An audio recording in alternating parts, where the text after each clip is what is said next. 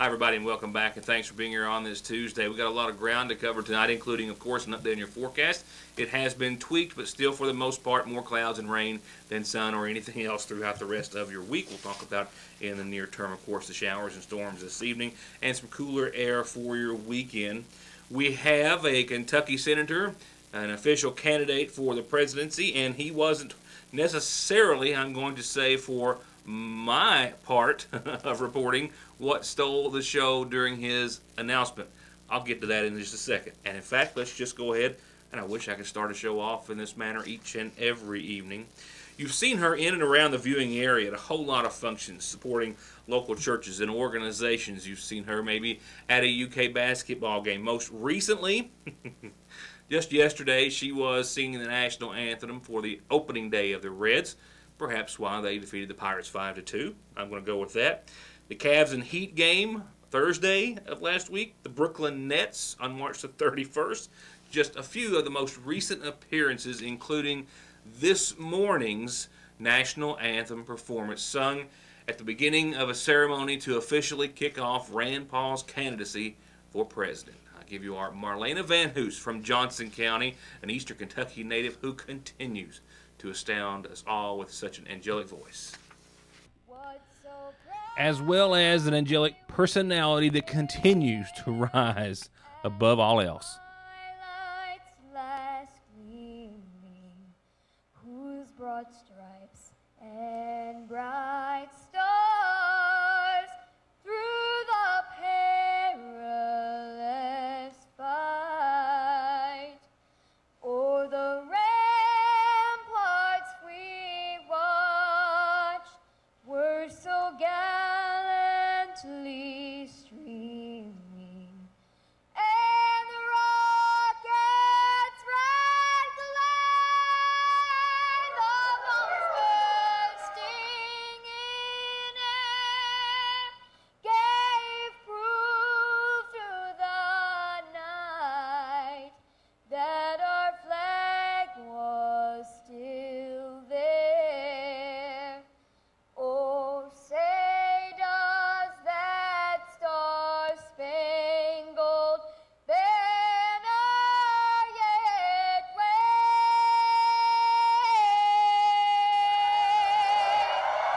o'er the land of the free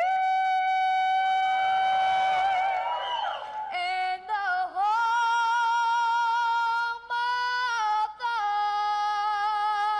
brave.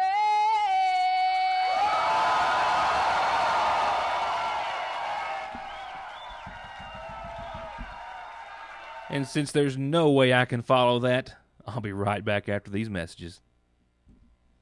To get high-speed internet on their state-of-the-art fiber optic network for all of your home and business solutions, or to watch TV without a contract on over 200 digital channels with superb quality, or stay connected with family and friends with 24/7 telephone service you can always depend on, contact Foothills Broadband today. Or just click on their link to the right to find out how they're working to provide the latest in communications at affordable prices with exceptional service at Foothills Broadband. Happening at our McGoffin County Senior Citizen Center, and you can help be a part or support some or all of it, whether you're a senior citizen or a senior or not. We'll begin with tomorrow's health fair that starts at 9 o'clock in the morning. A reminder not to eat late tonight, she says, that being Marlene Howard, director of the Senior Citizen Center, if you're planning on having some blood work done, which will be some of the many free services they'll have at tomorrow's fair.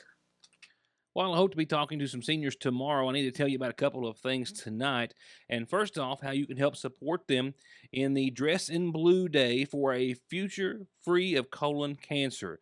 This is a Kentucky Cancer Program Facebook photo contest, and they are a part of it. And all you have to do is simply go to the Kentucky Cancer Program's Facebook page at facebook.com/KCPEast. You see there how it's spelled.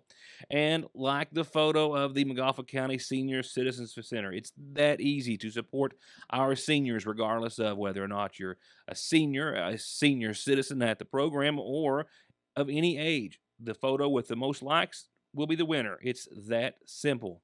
So you can support your local McGoffin County Senior Citizen Center by liking their pic at Facebook on KCP East.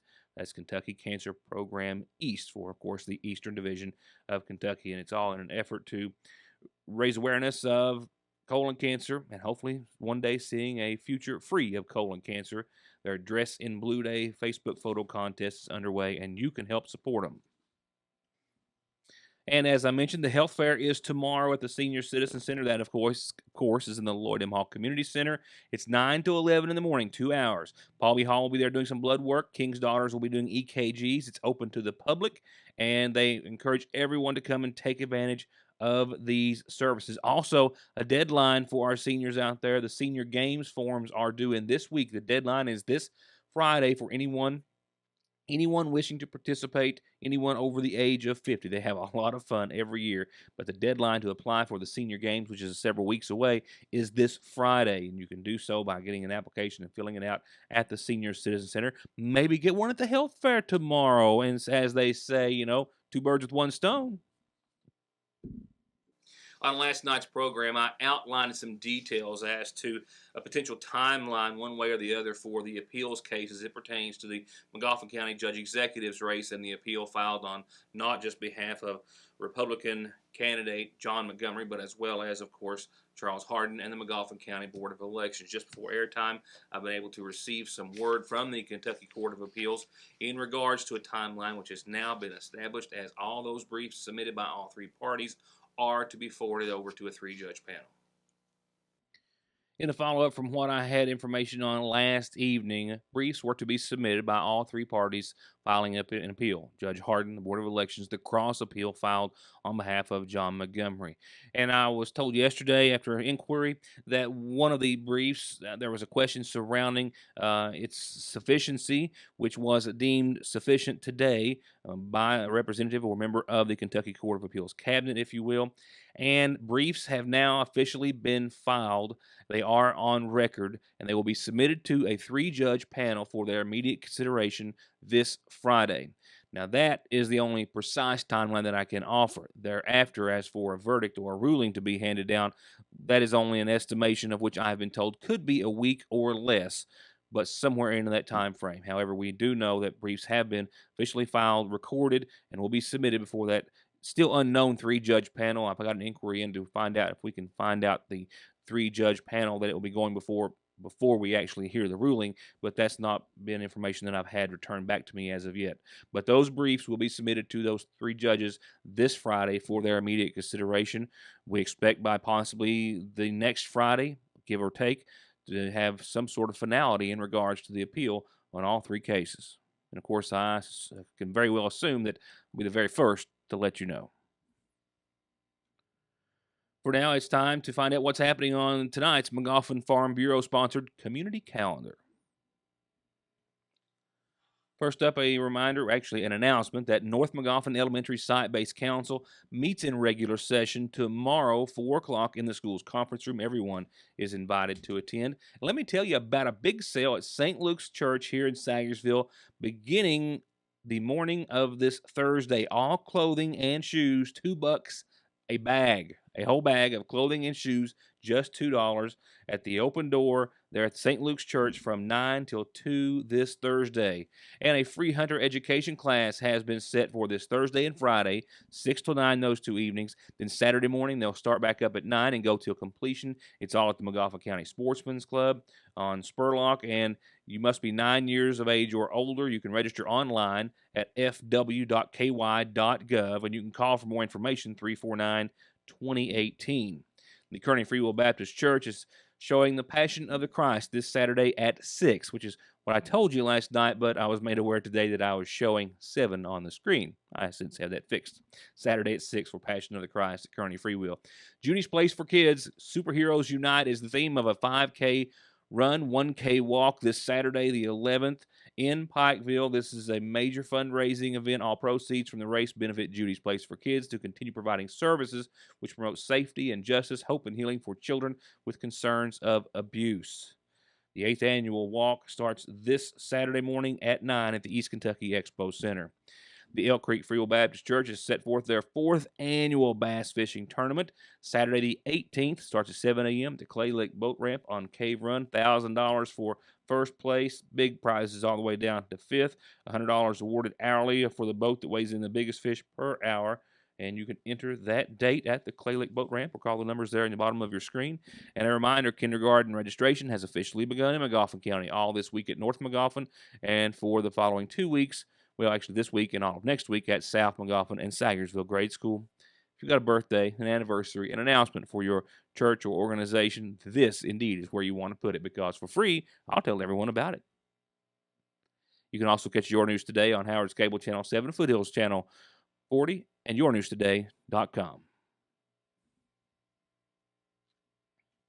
To get high-speed internet on their state-of-the-art fiber optic network for all of your home and business solutions, or to watch TV without a contract on over 200 digital channels with superb quality, or stay connected with family and friends with 24/7 telephone service you can always depend on, contact Foothills Broadband today. Or just click on their link to the right to find out how they're working to provide the latest in communications at affordable prices with exceptional service at Foothills Broadband. He did so this morning in Louisville. He did so also via a live webcast seen across the nation, and he did so by starting with the words, "We have come to take our country back." Senator Rand Paul from Kentucky has officially declared his candidacy for the president's race of 2016 as of this afternoon.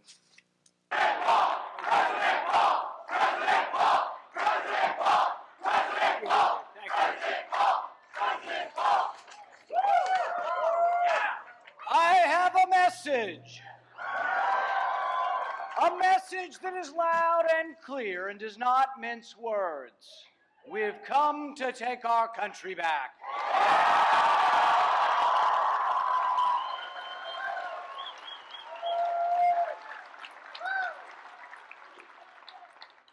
We've come to take our country back from the special interests that use Washington as their personal piggy bank.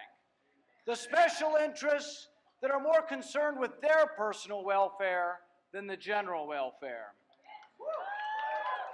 The Washington machine that gobbles up our freedoms and invades every nook and cranny of our lives must be stopped.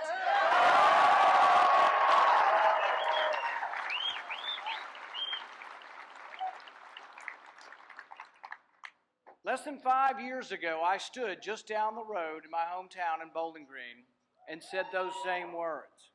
I wasn't supposed to win. No one thought I would. Some people ask me, then why are you running? The answer is the same now as it was then. I have a vision for America. I want to be part of a return to prosperity. A true economic boom that lifts all Americans. A return to a government restrained by the Constitution.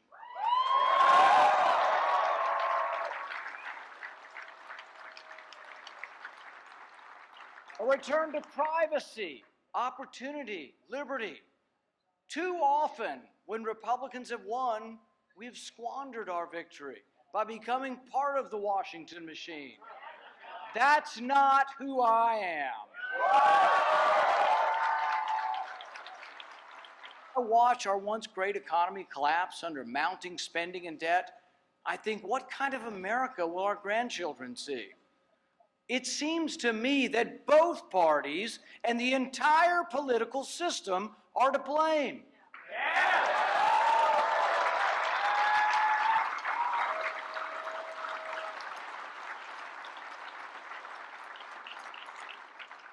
Big government and debt doubled under a Republican administration. And it's now tripling under Barack Obama's watch. President Obama is on course to add more debt than all of the previous presidents combined. We borrow $1 million a minute. This vast accumulation of debt threatens not just our economy, but our security. We can wake up now and do the right thing. Quit spending money we don't have in order to restore America. One thing is for certain, though, We cannot, we must not dilute our message or give up on our principles.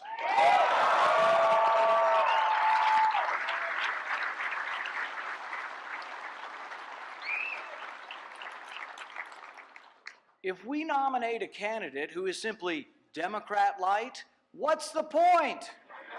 Why bother?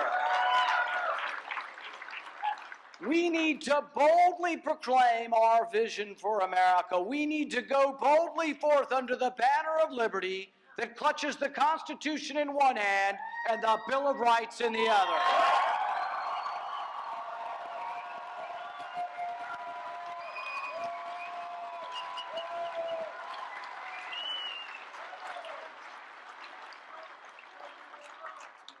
Washington is horribly broken.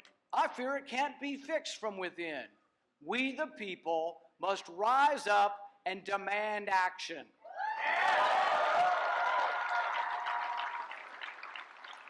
Congress will never balance the budget unless you force them to do so. Congress has an abysmal record with balancing anything. Our only recourse is to force Congress to balance the budget with a constitutional amendment.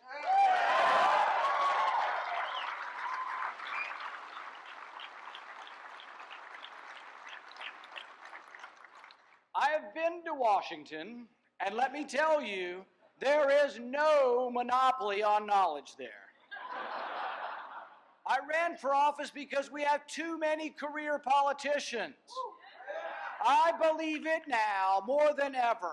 We limit the president to 2 terms. It's about time we limit the terms of Congress. My plan includes economic freedom zones to allow impoverished areas like Detroit, West Louisville, Eastern Kentucky to prosper by leaving more money in the pockets of the people who live there.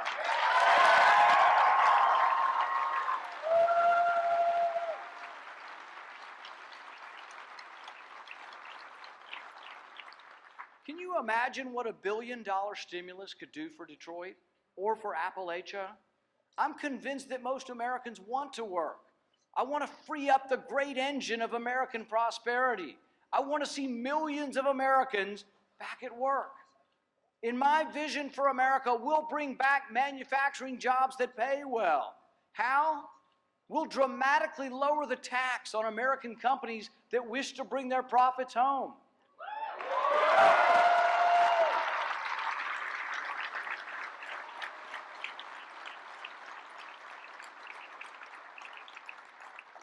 More than $2 trillion in American profit currently sits overseas. In my vision for America, new highways and bridges will be built across the country, not by raising your taxes, but by lowering the tax to bring this American profit home. In other remarks in his speech this morning, Paul reminded everyone about his introduction of the Read the Bills Act, which would require congressmen and women to read bills which are presented before them, bills which are often thousands of pages in length and sometimes only presented an hour or 2 before a vote, and which often just simply go unread. He spoke of schools across the country not being equal, a poverty gap that continues to widen. He spoke against overseas nation building and his opposition to any deal that doesn't put an end to Iran's nuclear ambitions, as well as his call for a time that he says has actually come and gone to name those threats against the United States. In my vision for America, freedom and prosperity at home can only be achieved if we defend against enemies who are dead set on attacking us.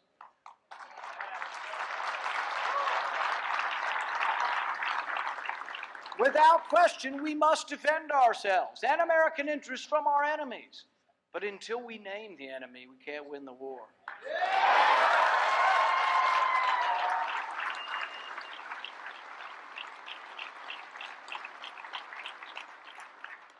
The enemy is radical Islam.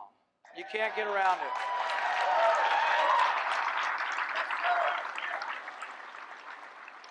And not only will I name the enemy, I will do whatever it takes to defend America from these haters of mankind.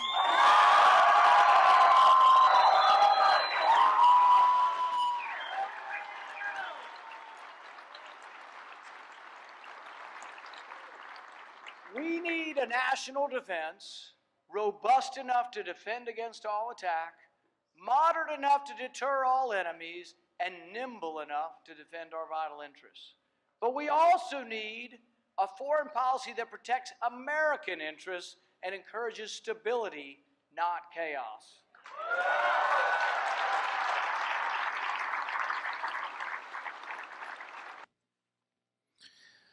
And now for our last order of business, it's your weather forecast, provided as a service on behalf of Licking Valley RECC, which requires a great deal of our concern this evening. I hate to put it like that, but we're talking about an inch and almost a quarter of rainfall today in a viewing area that has already seen, of course, more than its fair share of rainfall. We are talking about just more than we can hold. We're talking about more heavy rains to come this evening. You can see central Kentucky and this radar image taken just a bit earlier as I got out just a few moments early and was out of here about 5:30. So this image was around 5:45 or so. Nevertheless, showers and storms pushing in, and they're going to continue to dump possibly an inch or two of rain where we just don't need it. A lot of lightning and some hail associated with this, as well as some winds upwards of 40 miles per hour at time in front of those lines, as you can see there depicted by the red. Still a ways away from the viewing area, but as I said, it is one situation we'll have to keep an eye on. And we have more wet stuff and possibly a few more storms in our forecast as well after tonight. After that 78-degree high that I had at the newsroom here at the studio earlier today, we'll fall around to down to around 59 degrees.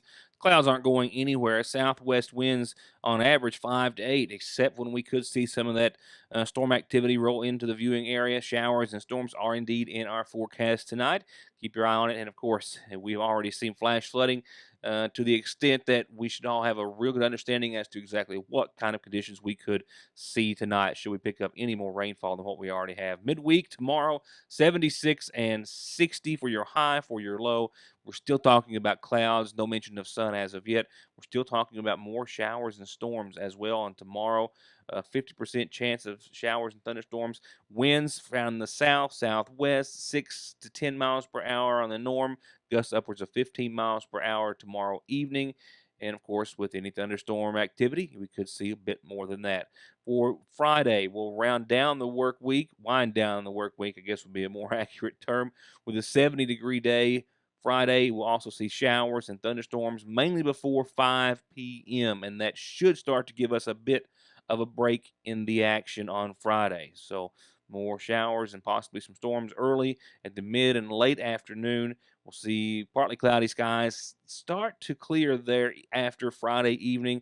And Saturday is, except for that partly sunny day we might see on Thursday very briefly, and I'm a little skeptic of that. Saturday is really the first calm, sunny day we'll have with cool air behind all of this moisture. 66 and 46, mostly sunny, a few clouds late on your Saturday. More sunshine and more calm and clear conditions on Sunday. We should see close to the 70-degree mark, and then guess what we'll see after that? Another chance of some showers, thunderstorms, clouds make a return, and it could be a pattern that we're going to have to get used to for a while. For now, that's my time. As always, thank you so much for being a part of it, and we'll see you back here indeed tomorrow night.